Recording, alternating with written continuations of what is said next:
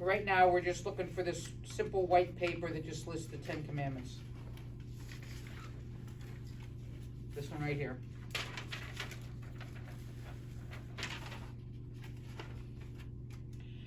Okay, we find the 10 Commandments in the book of Exodus in Scripture. And as I said earlier, the first 3 help us to honor God and our relationship with God. And the other 7 talk about our relationship and how we are to deal with other people and ourselves as well. So the first commandment, as you see on here, it says, I am the Lord your God, you shall have no other gods besides me. Notice the capital G in God and the little g in no other gods. We are talking about God, the Almighty. Okay? So, I am the Lord your God. You shall have no other gods besides me. Now, you remember when Moses went down the mountain, what were they worshiping? You remember? A statue or something? Yeah, golden calf. Golden calf, yeah. So there went that right out the window. Okay. So the first commandment is exclusive relationship with God, big G, God. God made a covenant. We talked about covenants a little bit earlier on in the year. God needs to be number one in our lives. And you look at me and say, well, no, my wife is my first important thing in my life, or my husband is my first important thing in my life. No. God has to be first in your life, because without knowing God, you don't know how to treat your husband or your wife or your children or anybody else. Because God is love. God teaches us how to love. And when something becomes more important than God, then we become slaves to that. Whatever it is. Food, technology, sex, whatever it is. Power, prestige, possessions, all of that. Okay? And so this obliges faith, hope, and charity. 3 of the big, huge virtues. Adoration, prayer. It forbids things like hatred, belief in fortune telling, charms, astrology, superstition. That doesn't mean you can't read your horoscope. That doesn't mean that you can, if you wanted to fool around and go into a fortune teller or something, but it's just for fun, okay? And you don't keep going to them, and you don't put any stock in what they say. All right? We only need God. That's all we need. We don't need any of that supernatural stuff. Okay? The second one, you shall not take the name of the Lord your God in vain. We need to show tremendous respect for God's name. Tremendous respect. As I told you earlier in the year, people of the Hebrew faith don't write the name of God on anything that can be destroyed. That's how sacred that name is to them. Okay?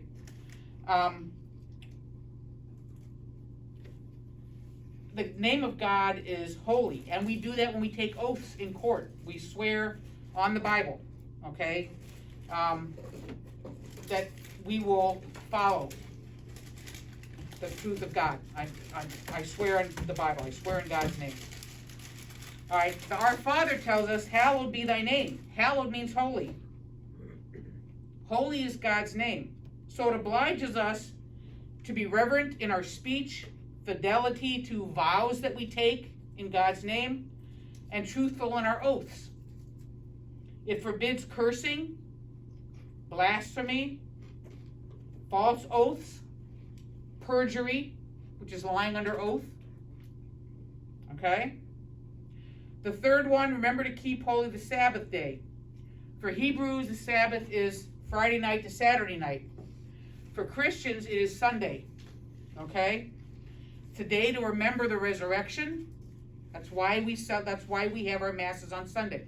That Jesus rose on a Sunday. Okay?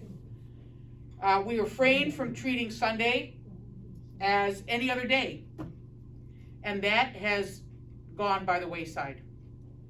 I mean, obviously you have people that have to work. People in hospitals have to be on duty. Police, fire.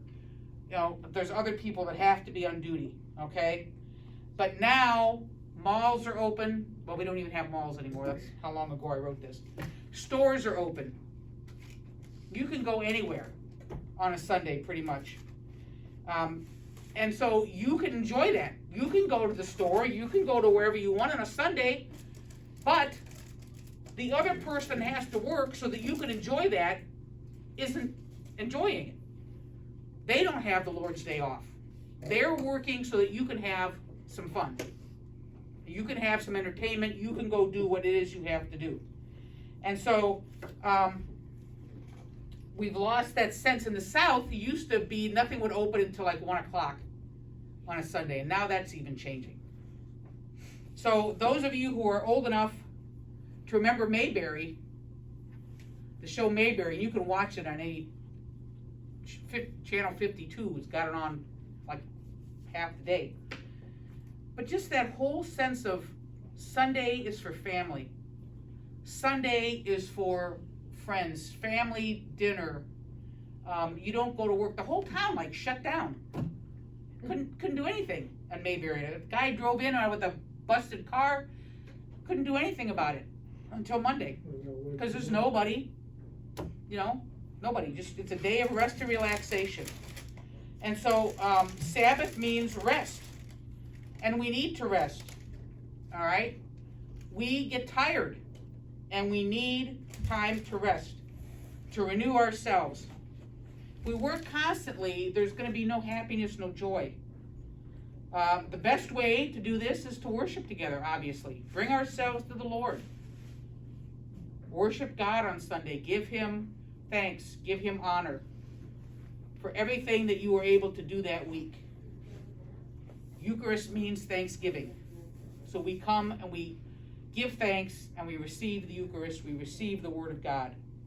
Doesn't mean you can't do anything, but it's talking about unnecessary work. Don't leave all the yard work till Sunday. Don't do all these heavy things on Sunday. It's a day to be with your family. It's a day of rest so that you can be ready for Monday. It obliges Mass on Sunday, forbids manual labor, unnecessary work. It allows for hobbies and recreation. Okay? Those are fine because those help recreate you, okay? Renew you. Okay? But not the other kind of work.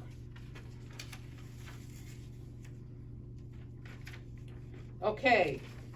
Now we have things out of order. Okay. The fourth is honor your father and your mother. So, children should obey their parents unless they are told to do sinful things. And this happens in our world today. Okay? Parents are to live lives worthy of respect. The call to authority, also call to serve other people. Respect for authority, law enforcement, those for whom we work. We want to show honor and respect for one another. So, if parents are selling their children into sex trafficking rings or something like that, or they're teaching their children to steal, or to be in gangs or something like that, then no, children do not have to obey their parents. Parents have to live lives worthy of respect. So it obliges respect, obeying parents, country, paying your taxes, voting honestly. It forbids neglect, disrespect of other people. The fifth one, you shall not murder. We're talking about respect for human life, all life. And this is a very difficult one. We recognize the dignity. We recognize the respect for each and every person, regardless of race, creed, color, status, or anything else. Catholics believe that human life begins at conception, not at birth, at conception. You can go to, it's all over Facebook now because of what the government is trying to do with abortion, but there's all kinds of stuff on Facebook, pictures of fetuses, they're taking the pictures in the womb, and they're like a week old, and there's already a heartbeat and everything. Now, how do you kill something with a heartbeat and say it's not alive? That makes no sense to us as Catholic Christians. Makes no sense to us at all. So life begins at conception, and it ends at natural death. We don't believe in euthanasia. We don't believe in killing people like that. Okay? There's something that the person who's dying can teach everybody on that journey. And we look to Pope Paul second for that. The journey that he led with his Parkinson's and everything that he went through all the way to the end. When he died that night, there were thousands and thousands and thousands of people in the square yelling, "Papa, Papa." And he heard them. He knew they were out there. He was so beloved. But he took us on that journey with him. And he allowed us to see the frailty, and he allowed us to see all of that. And yet he still could teach the dignity of human life in the midst of all of that. We do not believe in abortion. We do not believe in capital punishment. Prolonging life through ordinary means, food, IVs, extraordinary means of keeping somebody alive, like respirators. When there's no hope, yes, you can turn off the respirator. Okay? And if you're in a situation like that, you call your priest. Call your priest. Just to put yourselves at peace of mind as to what the church teaches you can do and can't do. Under this comes war. We have the right to defend ourselves against an unjust aggressor.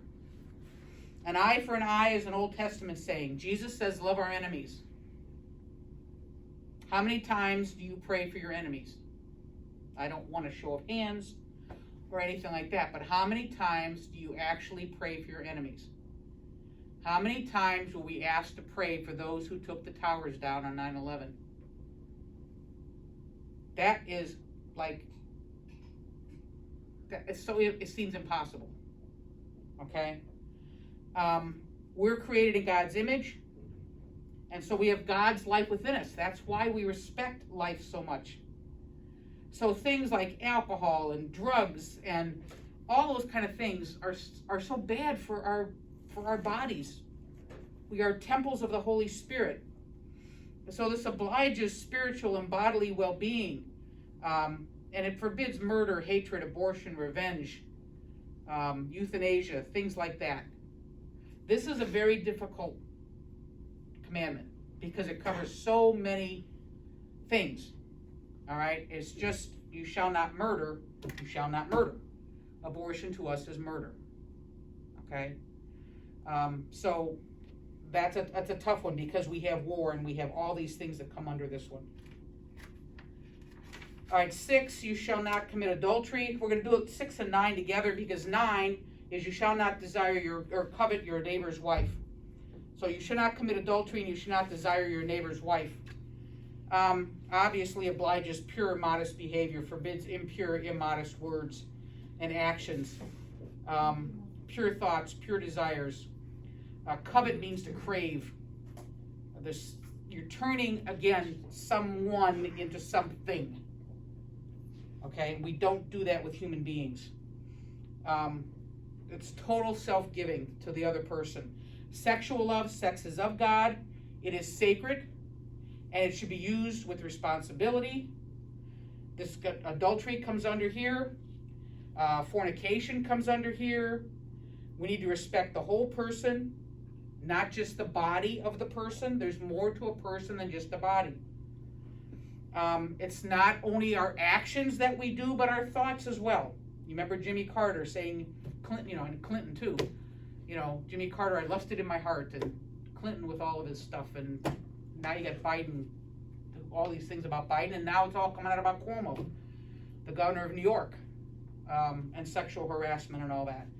So we're just so far away from God's law right now, and it's not funny. And so we need to look at our bodies as gifts from God and treat them like that. John Paul II came out, Pope John Paul II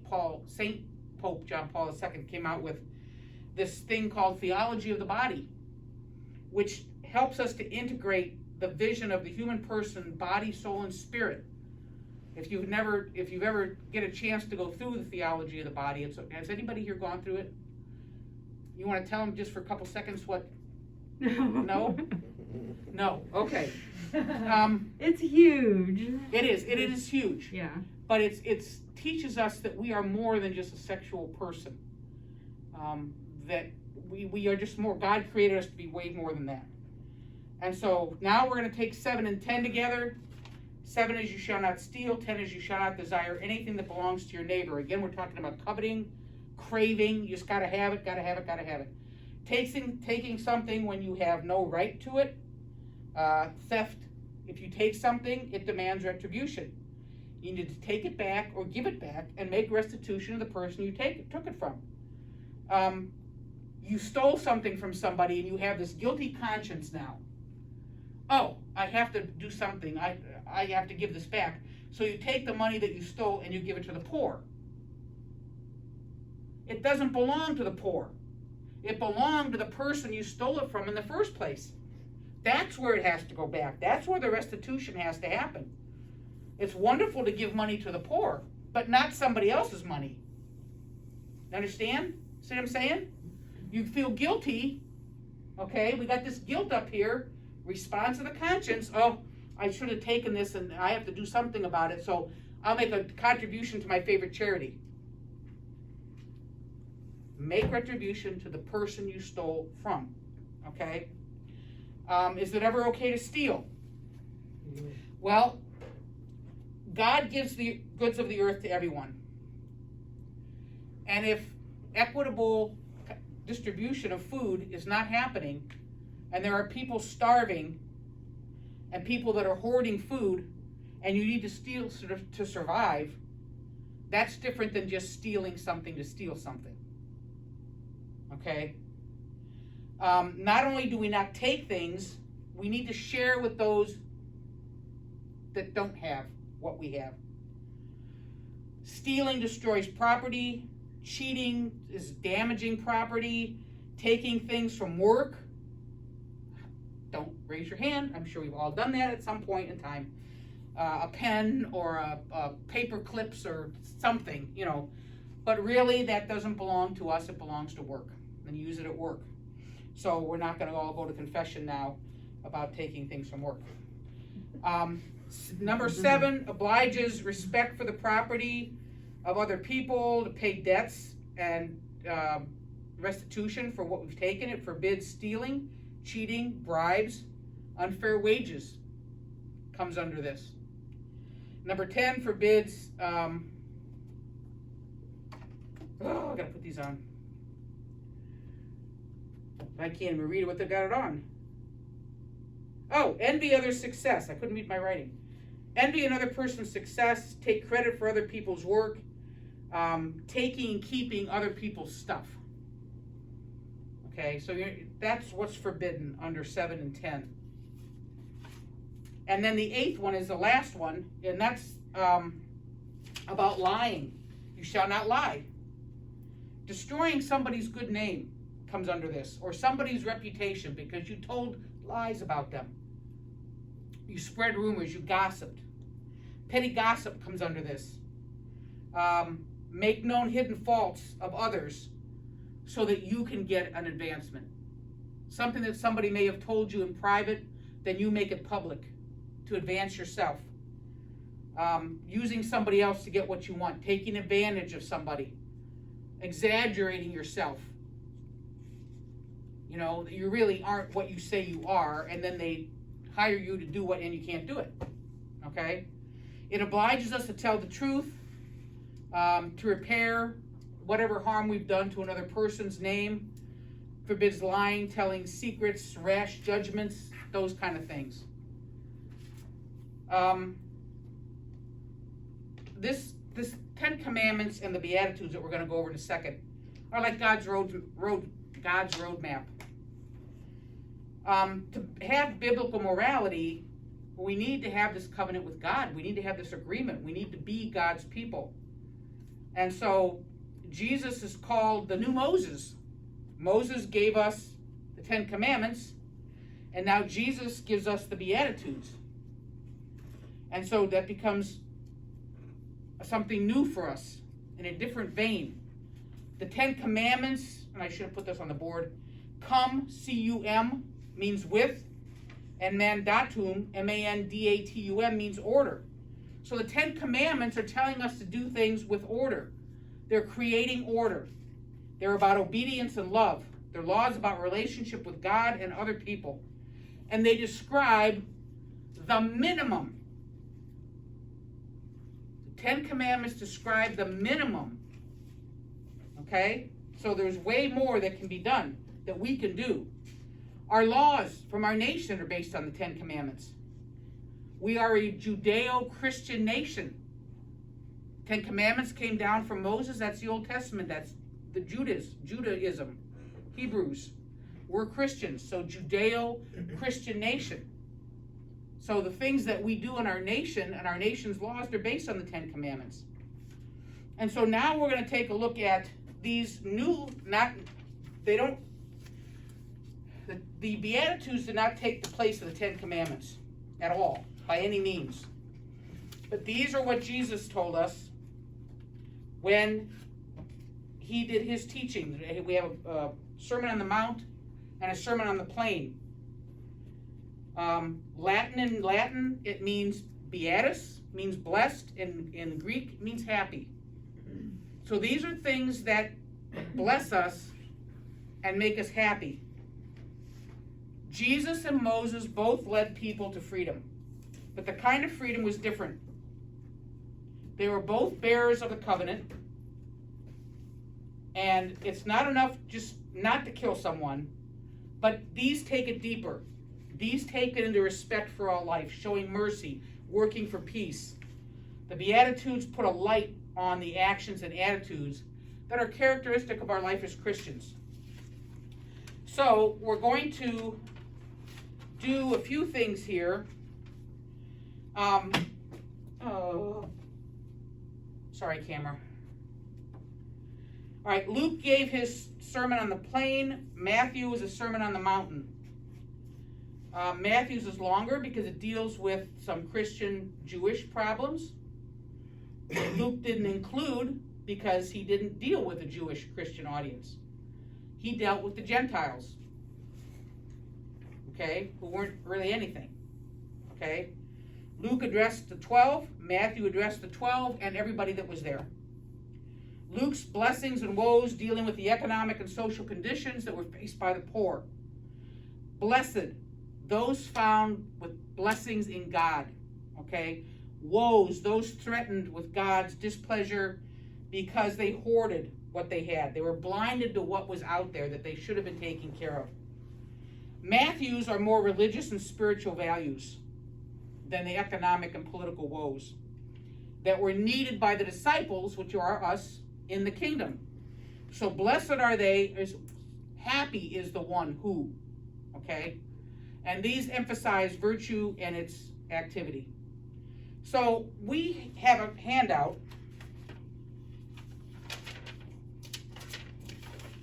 That's the Beatitudes. This one right here, okay? And so you have blessed are the poor in spirit. Poverty didn't allow for the arrogance of the rich. Everything is from God. All right, now you can read these for yourselves. So we're not going to go through every single one of these. But there are some on here who, like, blessed are they who mourn. It's on the 3rd page. For they will be comforted. All right, what this is telling us is if you're God, if God is your rock bottom total concern, your heart weeps for the insults thrown into God's face. So we're not talking here just about somebody died and now you're mourning that person and you're trying to comfort their family. Obviously, that's part of that. But this goes way deeper. Remember I said these go way deeper. And so your heart weeps for the insults thrown into God's face, worldwide denial of bread to the poor, the silent legal injustice done to the powerless, the denial of human dignity, beatings and imprisonments, people that disappear, today, sex trafficking, the starvation in Russia, drugs and alcohol use, racism, bigotry, prisons, war. These are all things that we should mourn that are happening in our world. So if we really have this beatitude, We mourn for the fact that our world is like this and there's so many problems. We cannot be indifferent when it comes to this, okay? It talks about, blessed are the meek, for they shall inherit the land.